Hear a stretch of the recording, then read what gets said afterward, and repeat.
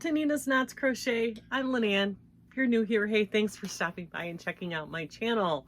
My channel, it's all about crochet. Sometimes it's about knitting. Sometimes it's about yarn. But mostly it's about my journey through this fabulous yarning community. Returning subscribers, hey, thanks so much for coming back, spending a little bit of your Tuesday with me for our very first Tunisian Tuesday. I am so excited about this, you guys. I hope you are too. I know that this isn't everybody's cup of tea, and if that's okay. If you want to skip today's video, that's fine. We'll see you on Wednesday. It's no big deal. But for those of you who are interested in exploring something a little bit different, a little bit, it might stretch you a little bit, your creativity, and just give you just that one more little skill set. Let's do this together. I'm really excited about it. Today, we're going to talk about what equipment you need. Because it's not your regular crochet hooks. You got to have the special ones, which is okay. It's no big deal. I'm going to show you some of the things that I currently have going, because I have 4 or 5 projects currently on my Tunisian hooks. And I'm going to give you some ideas of different designers to check out. And then I'm going to show you some of the work that I've done with Tunisian. I gotta bend down and pick something up. Hang on a second. So, Tunisian, it's been around for a while. It's nothing new. I read somewhere recently on some blog that it's all of a sudden had a resurgence, and people are kind of getting back into it. It kind of, went on the wayside there for a while. And I think everything kind of does that. Everything kind of, up and down, and all of a sudden, all that's old is new again. And I think Tunisian is one of those things that's having a little bit of a resurgence. There seems to be more and more designers out there now that are doing Tunisian projects, more and more Tunisian tutorials on YouTube. I'm just going to add to the mix. I'm not going to be, listen, I am not a super teacher. This isn't going to be a Bob Ross masterclass. This is just going to be me, a Tunisian enthusiast, trying to, show you just how much I really enjoy this craft. Let's start with the equipment you're going to need. Now, you can do everything from the basic metal hooks, which is what I started with. You're just your generic, long, basic Tunisian hooks. You can get a set of these for 11 pieces for like $7, $6.48 on Amazon. I am not affiliated with Amazon. I have no affiliation with any of this. This is where I got my first set, was on Amazon for like less than $7. These are great for beginners. But if you want to move on to something a little more than just doing a square, dishcloths, these will sit for a while. I haven't touched these in years because I've moved on. They even have the double-sided ones, kind of like, think DPNs for knitting. These are the double-sided ones for Tunisian, for doing Tunisian in the round, and we're going to get to that probably this fall. I really want to learn how to do Tunisian in the round, but I do have a couple of those. These are really big. For what I want to do, I don't think these are going to work. This one might, I don't know. I picked these up at Hobby Lobby on their clearance sale for a couple of bucks, just because I thought I needed them. I've never used them because I don't know how to do Tunisian in the round. We're going to fix that though. The set that I tend to grab for the most is my, I think it was it was Knit Picks. It was a Knit Picks bamboo interchangeable set. And this set comes with a bunch of sizes, and I have some of them are even up there attached to projects. But you get a big set like this, these bamboo ones, and they have these really great pointed hook ends. These come from an E, which is really teeny tiny, which is a 3.5, I think it is.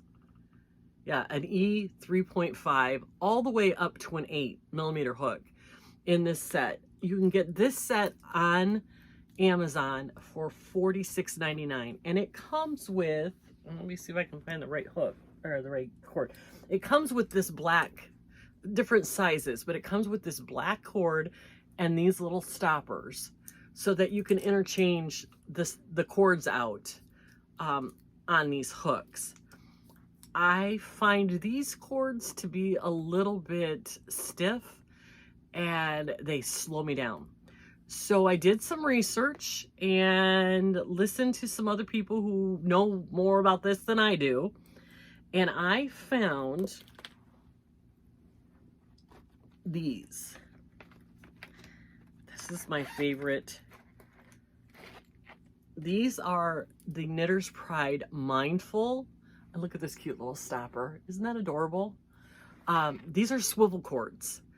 The ends on the screw ends swivel so your cord never gets tangled up and twisted up, and each end has the same thing. It is just, this makes crocheting a dream. And it comes in this cute little package of the Knitter's Pride Mindful interchangeable, what's it called? I can't remember. Swivel cords. That's the word I was looking for.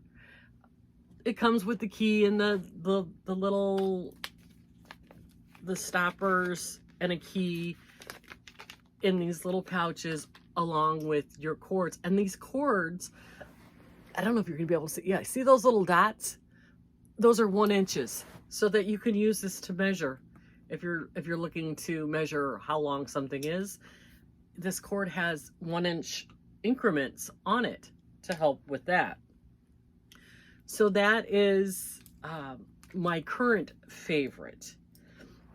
Now, you could get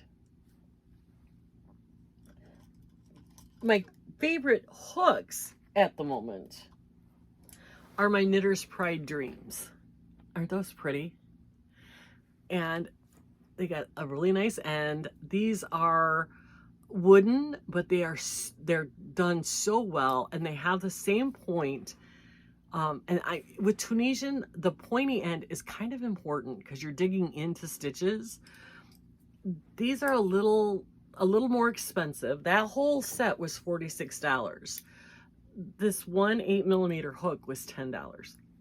Yeah, it's a little more expensive. A whole set of these is like $130. It was just like, so I only picked up a few of the sizes that I wanted. And maybe someday I'll get a whole set. But these are my current, other than my bamboo, which I pick these up all the time. These are kind of like my go-to when I'm doing my Tunisian projects. And you'll see some of these projects have them already attached. But there is an option out there on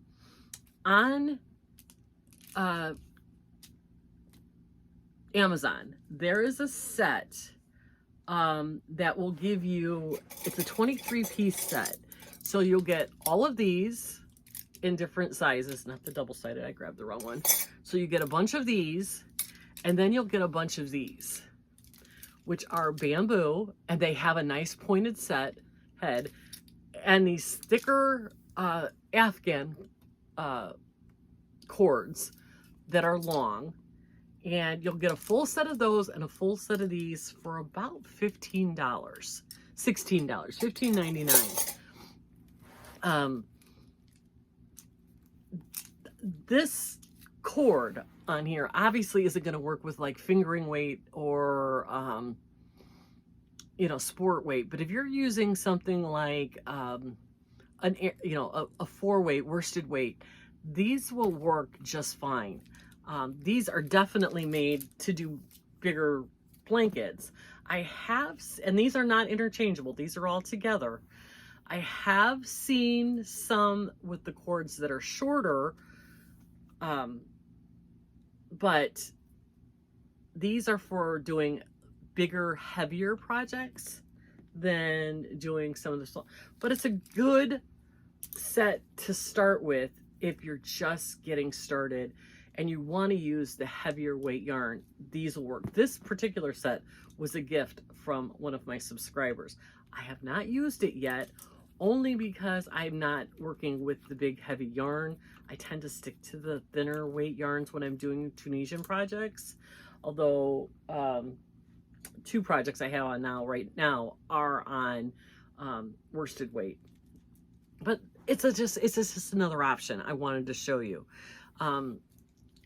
I don't know. I don't know. I can't tell you how well this works as I've never used these, but it's an option out there for you.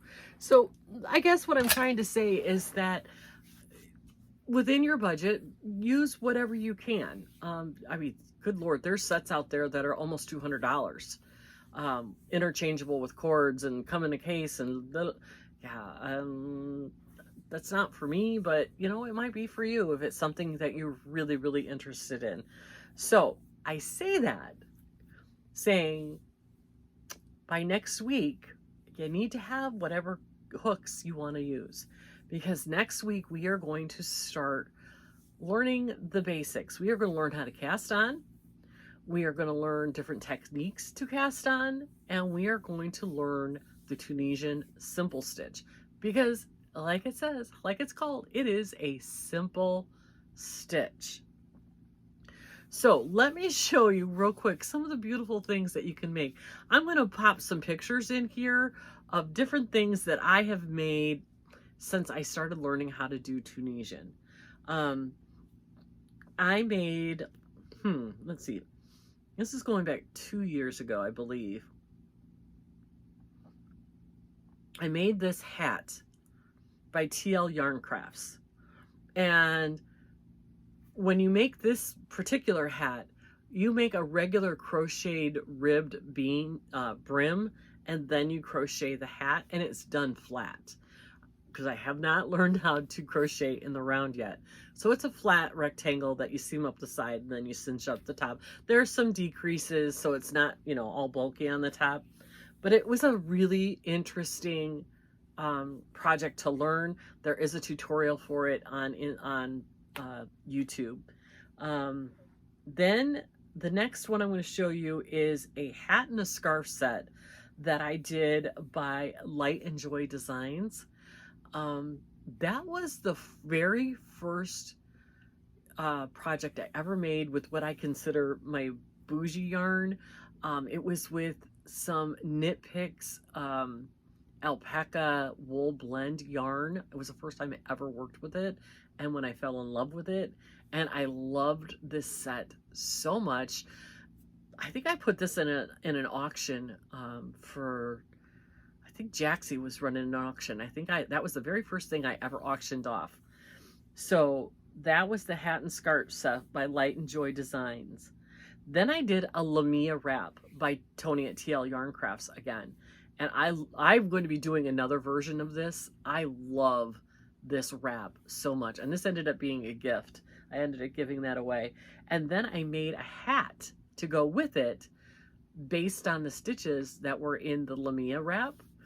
And those were made out of my bobbin yarns. Let's see, what was the next thing?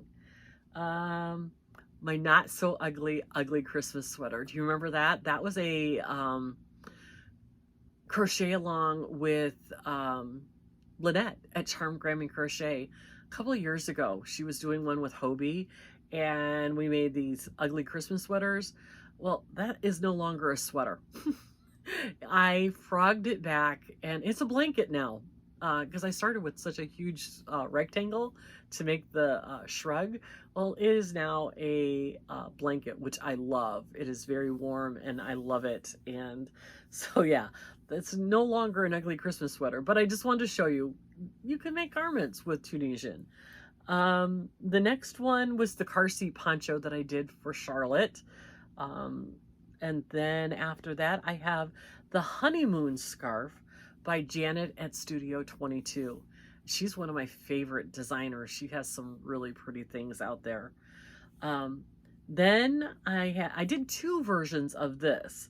The silver spruce cowl. Remember, I did that this year for Christmas presents.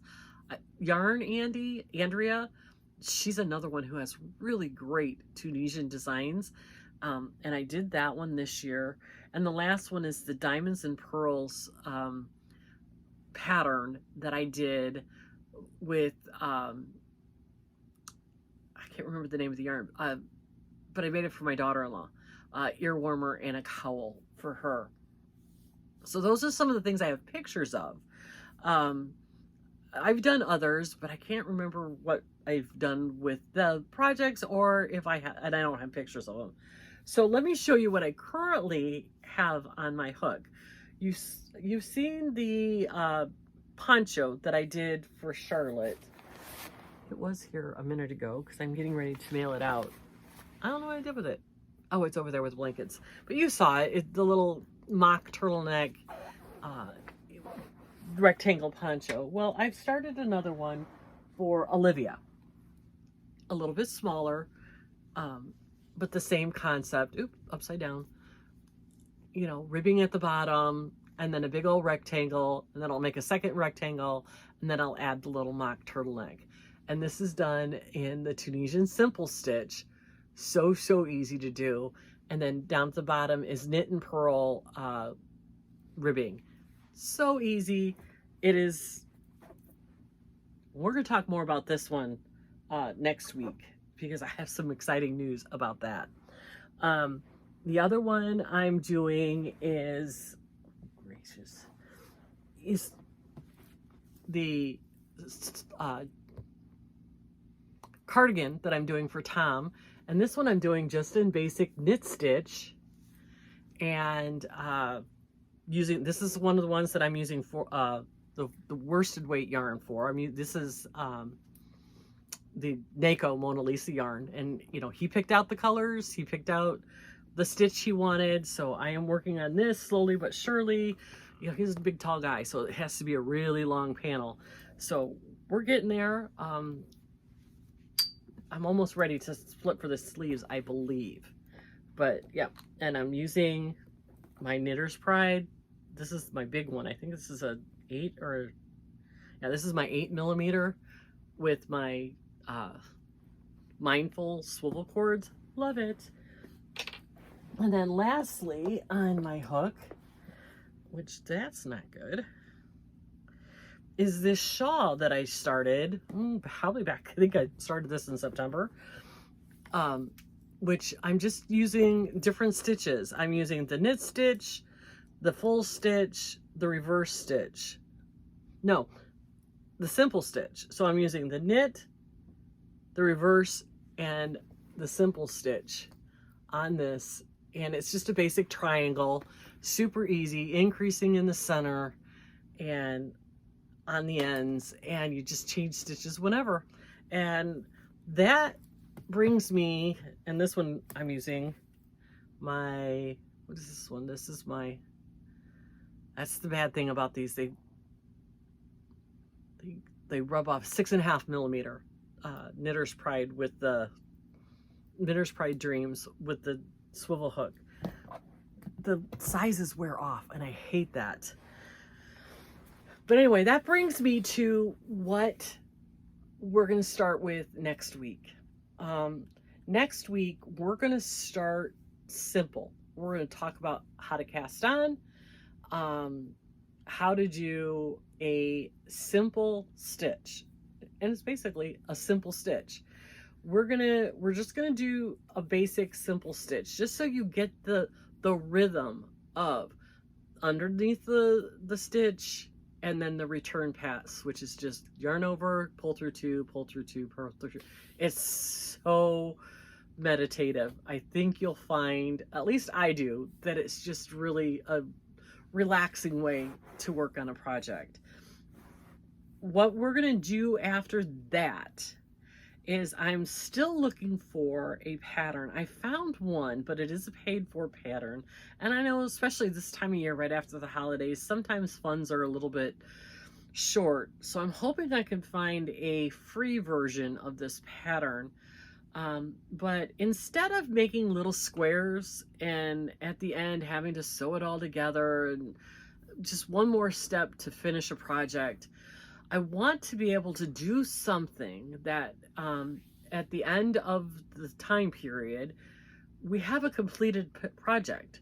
No sewing a border on, no sewing squares together. Just at the end of however long it takes, we have a finished project.